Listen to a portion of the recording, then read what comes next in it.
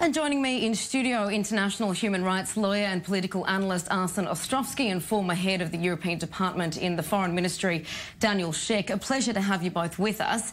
We'll start with you, Arsen, being Australian. Let's look internally at the politics here, as Mike Wagenheim pointed to an election around the corner.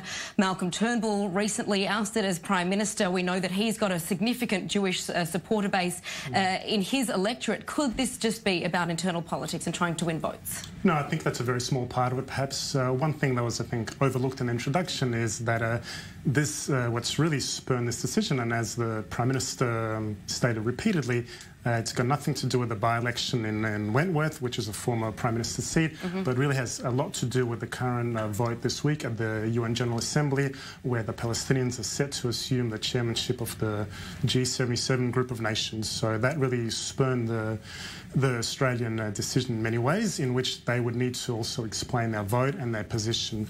The other point I would make is that the outcome in this seat of Wentworth does not really hinge on the Jewish community, which makes up about 12–13%, who would have already been voting largely in favour of the sitting Liberal government. OK, then what does Australia have to gain by a move like this?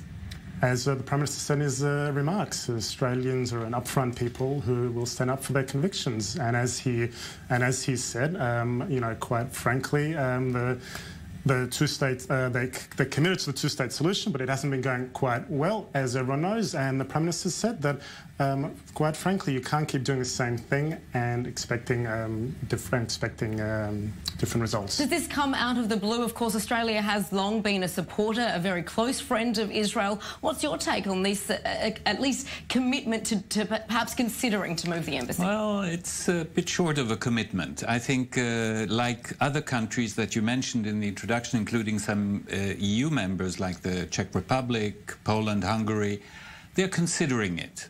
Considering may take a very long time and may not in the end result with the actual move. So we're not there yet. Would it happen? It would be a huge breakthrough for Prime Minister Netanyahu, because Australia is not Paraguay. Australia is an important, influential ally to Israel, which, as you rightly stated, has a long-standing, close relationship with Israel. But that would be a very bold move. Did you want to add to that? Sorry to cut you off. I just wanted to say, knowing the landscape in Australia, is it likely that Morrison would follow through on this? It's quite possible. You know, there's no reason to doubt him, but it is very early on, as Daniel said. But two other things I would add that were also quite important in what the Prime Minister announced, in addition to those two announcements about the Jerusalem embassy and the G77, is that one, there was also an announcement that Israel and Australia would have defence attachés stationed in each other's embassies, which is important. And especially important from Israel's perspective, Australia announced that they would review their ongoing support for the Iran deal as well, which they previously supported, but now there will be a review of that as well. Now, Mr. Shek, the Palestinian representative to Australia said that, while slamming the move, of course, he said that it could embolden the Trump administration in their plans to solve the Israeli-Palestinian conflict in a way that leaves the status of Jerusalem off the table, and as well as Palestinian refugees. What do you say to that? Well, as a matter of fact, that's not true.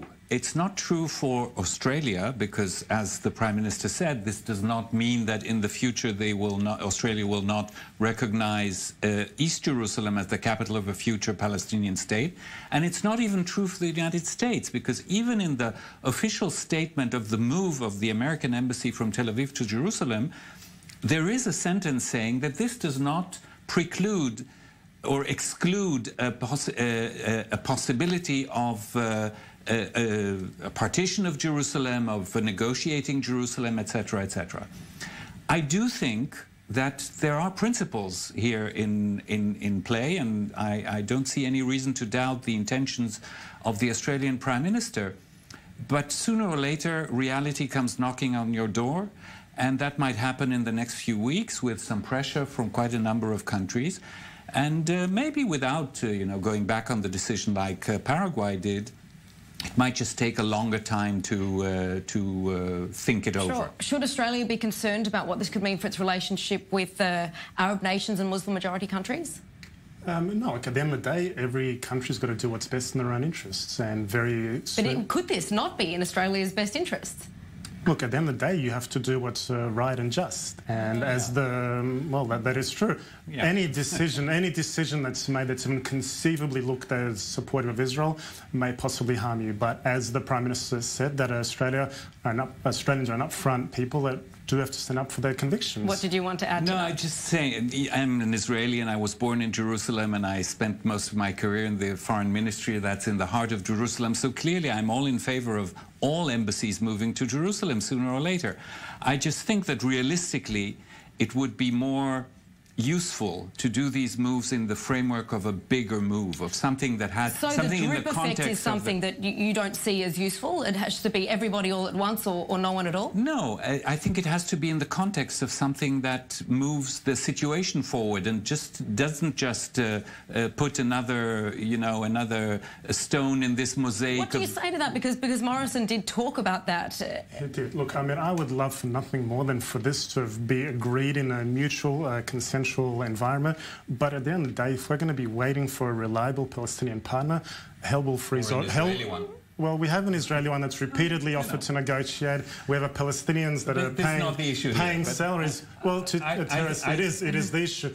At the end of the day, neither Israel nor Australia nor any nation can wait forever, and the right decisions have to be made at the right time. Morrison did say of a former Australian ambassador to Israel, David Sharma, that he made some sensible points around this. Talk us through those. Well, I'm sure there's some sensible points, and as I said, I'm all in favor of these embassies moving to Jerusalem. I just think that it's, in a way, from the international community's point of view, it's wasted ammunition.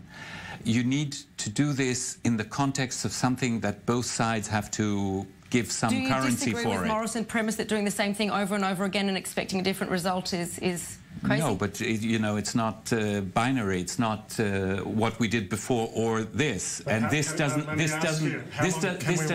how long can we wait? Well, we've had American presidents from left and right. For peace? No, for the Palestinians to come to the table. But this is not We've had American presidents from every side. But this is not meant to bring the Palestinians to the table. That's exactly what I'm saying. It is because the Palestinians have to understand that at the end of the day, peace can only flourish from a position of reality and recognizing that this is West Jerusalem. No, I agree. I live in Jerusalem. So what's the problem? Recognize West Jerusalem. There's no dispute. I'm not saying there's a problem. I'm just saying that it's not a useful thing in the context of the peace process. It doesn't move us forward. And that, I think, is a shame, because just saying, how long can we wait? I can wait for a very long time if it brings peace to my children and grandchildren. I don't know about you. You can be waiting for the rest of your life and then some I could also for Palestinian. At the end of the day, every country, Australia included, has to do what's in their sovereign having the Australian interest. ambassador as a neighbour won't necessarily make my life as an Israeli in Jerusalem any better. Now that Australia has at least said that it's considering moving its embassy, and we've heard even from Mr. Shek saying that this could, in fact, be an influential decision, how much pressure do you believe that Israel could in fact put on Australia to really go ahead and make this move? I think pressure is a bit of a strong word, but yeah, I think there is a massive effort from the Israeli Foreign Ministry and from the Israeli Prime Minister, who is also the Foreign Minister, on allied countries to make this move. And it's a legitimate thing to do from the point of view of this government. He believes that this is a big thing, and the move of the American embassy was a huge win, and he's trying to sort of follow through with it. Netanyahu has made a big push with evangelical Christians, of which we know Scott Morrison is part of that religious group, but he says this has nothing to do with his religious beliefs. He said it's got nothing to do with it. There's no reason to doubt him. You know, in Australia, there's a term mate, which is something like... It's friendship, but it's something much stronger. And Israel is incredibly lucky to have a mate, as they do in Australia, and an ally like that who we can stand together.